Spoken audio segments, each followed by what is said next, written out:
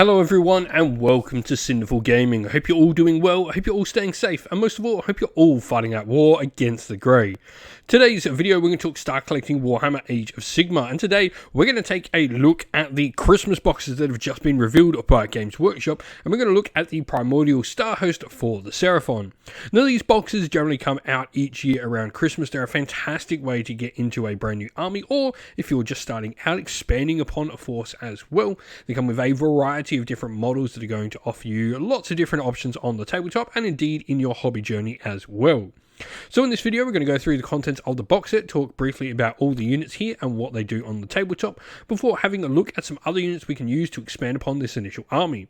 We'll then finally finish off the video with a little sample army list of 1500 points for you to use, hopefully as some inspiration for starting your own force of the Seraphon using the Primordial Starhost box set for Christmas. And so, to begin with, first of all, this box set is led by a Slann Starmaster. This is a really solid wizard that can cast 3 spells in your own hero phase and unbind 3 in your enemy. It's got a Azure Lighting, which is a 3-inch ranged attack, 6 attacks, 3s and 3s, run with damage 1, so not too shabby for a wizard. Foresight allows you to potentially gain some additional command points at the beginning of each turn, and you can also use this model to cast spells through the eyes of friendly skinks around the table. On top of that, you can also add one to the casting, dispelling, and unbinding rolls due to its Master of Order rule, and you can attempt to unbind enemy spells anywhere on the table. You've got your own set of magic as well, where you've got either the spell Celestial Equilibrium, where you can add one to casting rolls for other friendly wizards, or Shield of the Old Ones to give the model a 4+ ward save for itself as well. Now moving on, our first unit, which actually is a pure battle line unit, are the Saurus Warriors. Saurus Warriors are pretty decent, 2 wounds each with a 4+ save, 2 different weapon options, either the Celestia Clubs or Celestite Spears. These only have one major difference here, is the 2-inch range on the Spears, which means they'll hit on 4+ rather than the 3+ of the Club, but the Clubs also have a 1-inch range. Generally, if you're going to take 10 models strong, I think going with the Clubs is better. There are definitely certain ways you can get 32mm models in with a really fun little lineup system to get them all within an inch to get the attacks. Spears may be the way to go if you're going with some larger units.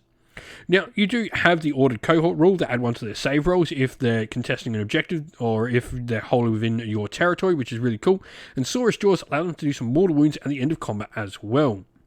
Next, we have the Kroxigor or Kroxigor Warspawned. This is another unit that potentially can be battle line. Depending on how you build your army up, what sub-faction you choose, you can have these guys as battle line. Kroxigor, as standard, have 4 wounds, a 4+ save, and you're going to have their Drakebite Mauls, which are nice damage 2 Ren 1 weapons. And you've also got the Moonstone Hammer in there as well, which is going to get some extra damage against larger units. So if they are modified hit roll for an attack made with Drakebite Maul or Moonstone Hammer is a 6, they'll score 2 hits instead of 1 against the enemy unit. Skink Guidance means that skink units nearby as well can issue commands to the unit, and Vice-Like Jaws allows them as well to do some mortal wounds at the end of combat. Now, the Kroxigor Warspawned, on the other hand, they're a little bit more combat orientated. They do a little bit more Ren, so Ren -2, damage 2 on most of their weapons.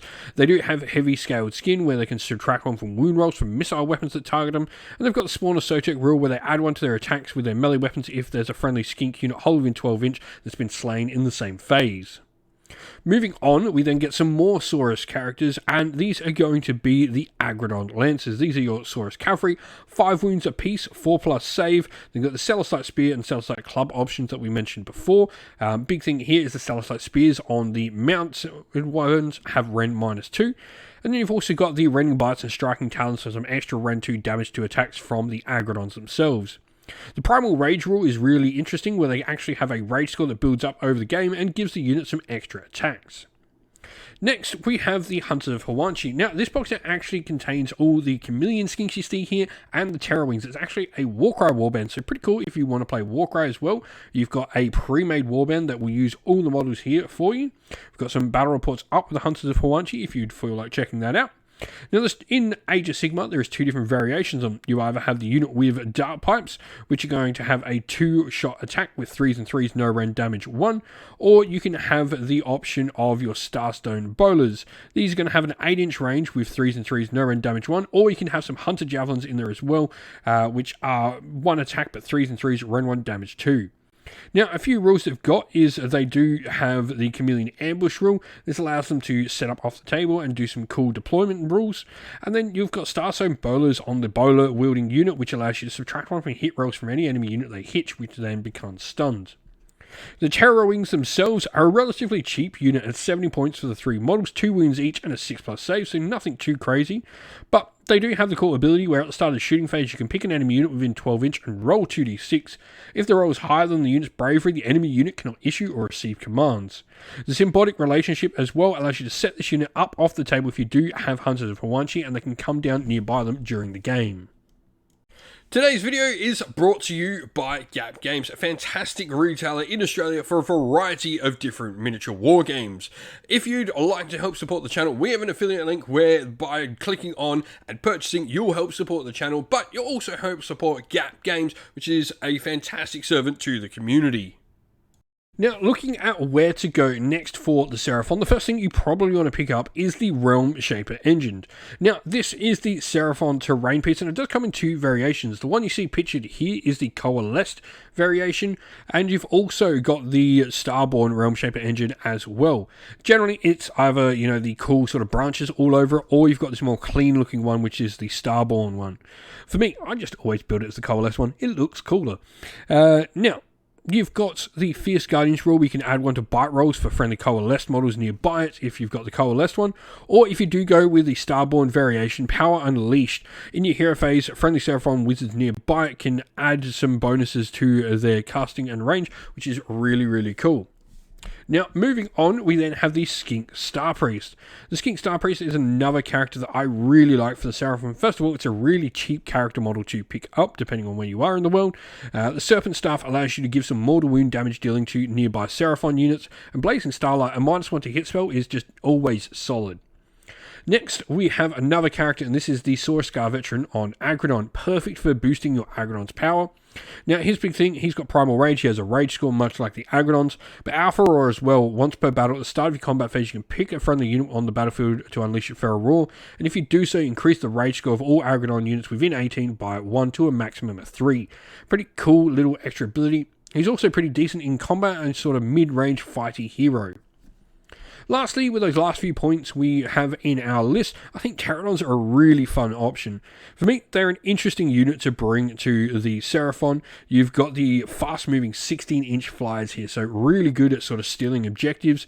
You've also got the Deadly Cargo, where they can deal mortal wounds to enemy units they move over, and then -1 to hit from enemy missile weapons as well. And so here we have our sample army list for the Seraphon. Now we've got our Slann Starmaster, who is going to be our warlord for the army.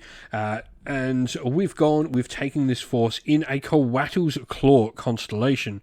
Coatl's Claw is one of the constellations that's available to the Coalesced.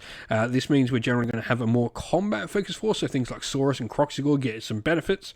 But Coatl's Claw also allows us to add 1 for wound rolls from melee weapons for Saurus and Kroxigor units that are made to charge in the same turn. And of course, we've got both those units already, so why not double down on them? Now, grand strategy-wise, we're going for Realm Shaper Guardians, effectively needing to try and protect our Realm Shaper engine. And then we've got no Triumph because we are a perfect 1500 points here.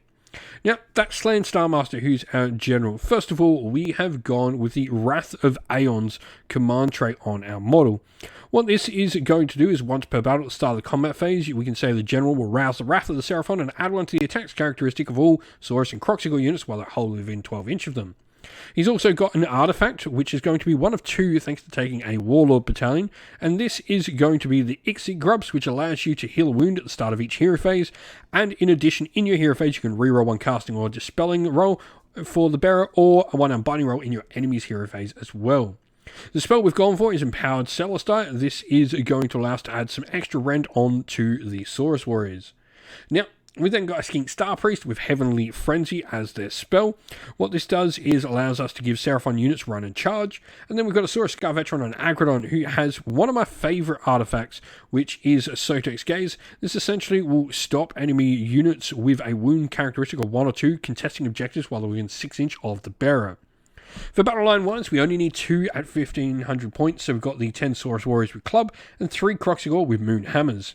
For our other units, we have 3 Terror Wings, the 2 Hunters of Huanchi in 5 model units, with 1 with Dart Pipes and 1 with Starstone Bowlers, 3 Aggradon Lancers, and 3 Pterodon Riders as well.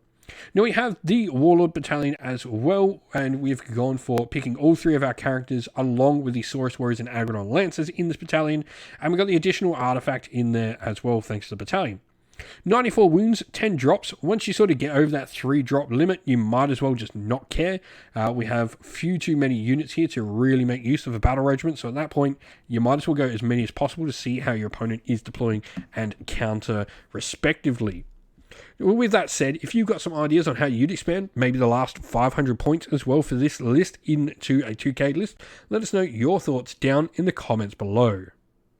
And that's the end of the video. We hope you all enjoyed it. If you did, please don't forget to leave a like and subscribe to the channel, and also drop a comment down below letting us know what you thought about the video. If you'd like to come chat more with me and other members of our fine little community here at Sinful Gaming, we have a Discord server linked down in the video's description. Also linked down in the video's description are the best ways to help support the channel.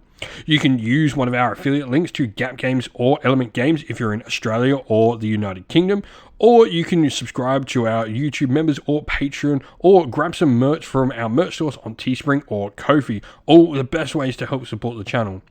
As a special thanks to all our Patreon and YouTube members, we'd like to give them all a shout out. So thank you to our Patrons: Broken Chef, Andy C, Grimscold, Colorblind Magic, Benjamin Swallows, James Cater, Mark Harvey, Domir, Average Wargamer, JJ Austrian, Cure Dynamic, Andrew Bowen, Outer and Shot First, Kenny Lowell, and Soren. And to our YouTube members: Green Roots Gaming, Ronya, Lock Lorick, the Johnny84, Broken Chef, Ariana Edwards, Monty's Tabletop Terrain, James Tillman, Disco, John Castle, and Gargamel196. Thank you all once again for watching. Like, subscribe, comment down below. Stay safe everyone, stay well, and most of all, keep fighting that war against the Grey. Ciao for now.